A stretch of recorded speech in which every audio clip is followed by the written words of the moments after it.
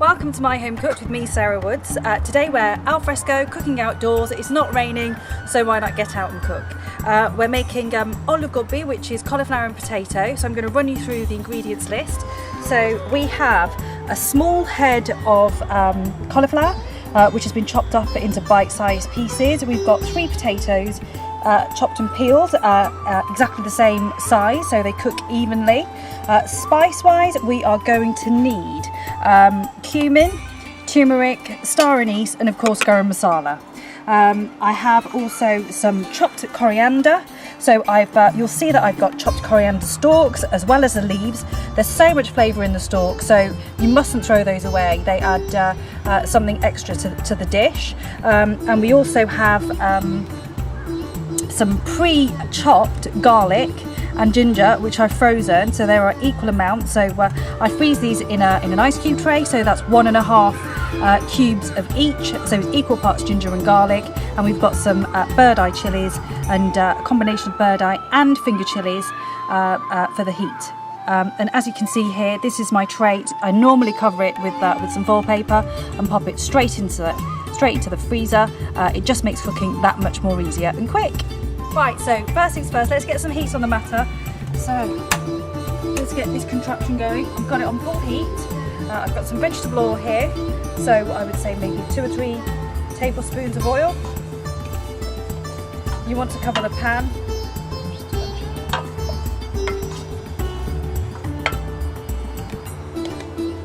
Okay, and to that I'm going to add my finely chopped onions. So I've got 1 finely chopped onion there. And that can go straight in.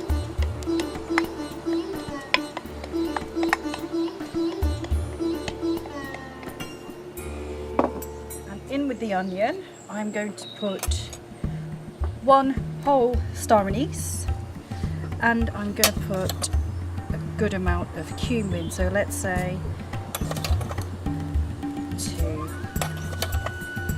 3 teaspoons.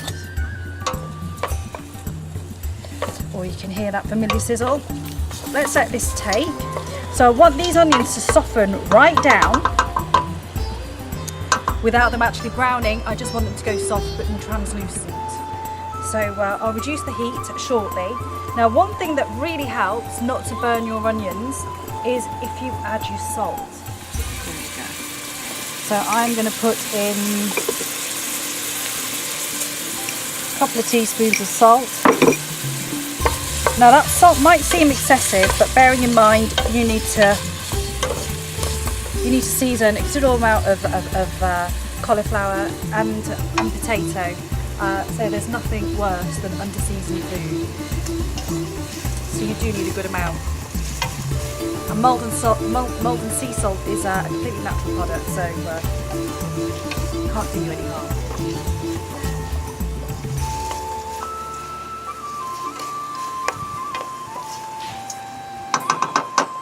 Okay, I'm going to leave that and let that do its thing.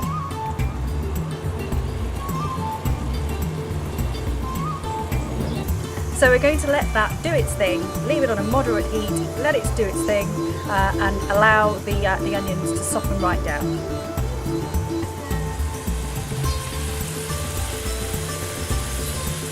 Now that the onions are softened, after 5 minutes or so, we're going to add in the garlic and the ginger and the chillies. So I've been conservative, or shall I be a little bit more conservative? They're quite pokey, these chillies, because I've mixed the green finger chillies with bird eye chillies, because I got a dud batch of finger chillies. But the bird eye chillies, we've totally taken them to the next level in terms of heat. So I'm just going to be conservative, and then I will taste it shortly and see if it needs any more spice adding. So let the garlic and ginger brown up, and then we will add our dry spices. I'm going in with the turmeric.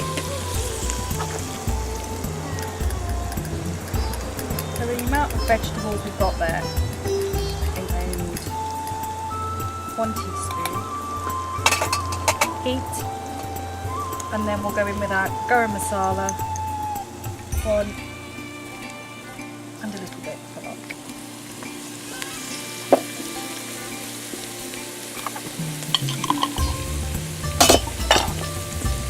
Give that a mix.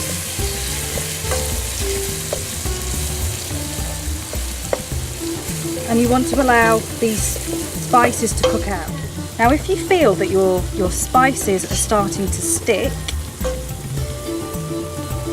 I think we're all right here, but if your pan gets too dry, you can add just a little splash of water just to make sure that your dry spices don't burn.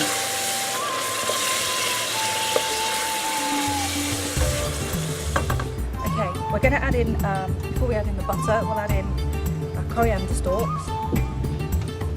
So much flavour here, so we'll let that cook out. At this juncture I'm going to add my butter and really let those spices cook out, and that's the point at which I can then check the seasoning, see whether it needs more salt or any more spice. So this stage of this dish, this is called the tadka, and that's the foundation of every single curry. Is what you're doing here is you're building flavour and you're building layers of flavour. So it's really important that you don't rush this stage, because it's this element and this aspect, this foundation, that will determine the overall flavour of your dish. So take your time here. I'm now ready to taste the tadka, and at this point I can correct any seasoning. So let's go in. Okay. Blow. Because it will be hot.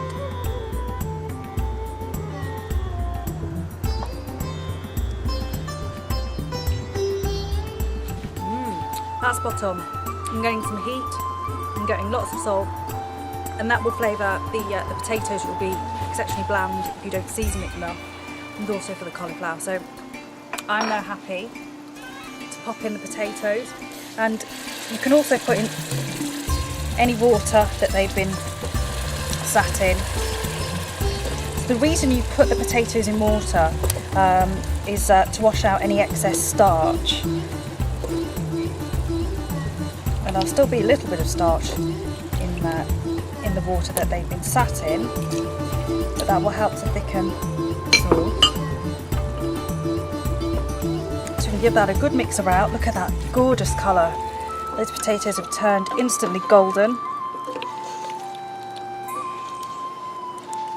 Oh, it's wonderful. Okay, so now the potatoes are in, I'm going to turn the heat right up, bring that to boil.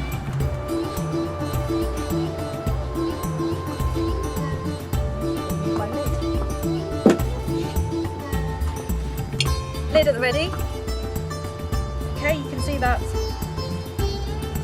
boiling and bubbling there. So just pop the lid on, and we're going to then let that steam, and we're going to turn the heat right down to moderate. So we're going to leave the potatoes there for 10 minutes. They'll busily be steaming away. Let them get half cooked. Then we'll add the cauliflower. It's really important that we leave the cauliflower al dente, so we don't want to add that too soon and make it all smushy. So let's leave that and do its thing, and we'll come back to it. So get the kettle on and have a cup of tea. So it's been 15 minutes, so we're going to check the potatoes. A little stir. I'm going to give the potato a poke. Oh, there's a bit of give there. They're still raw, but you can see they're about halfway cooked. So at this point, I'm going to add the cauliflower.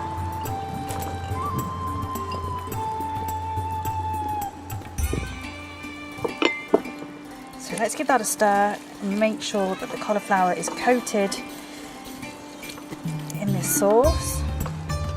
Gosh, you can see that turmeric colour instantly, turning those white cauliflower pieces such a golden colour.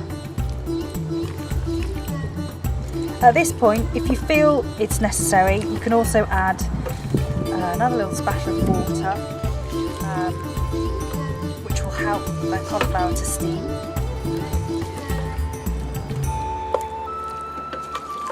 So that's nicely coloured. I pop in a tiny splash of water, and I'm going to bring that up to the boil on a really high heat. And once that's up to the boil, we will then let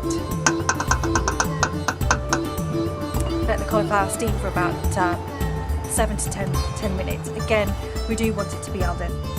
So you'll note we are now back indoors. We do live in England and it started raining, so al fresco no more. We are now indoors. So on the hob, I'm going to give that a good shake around. Okay guys, that is there. So we're going to finish with a final flurry, a scattering of chopped coriander. Let's give that a stir, and just stir that through.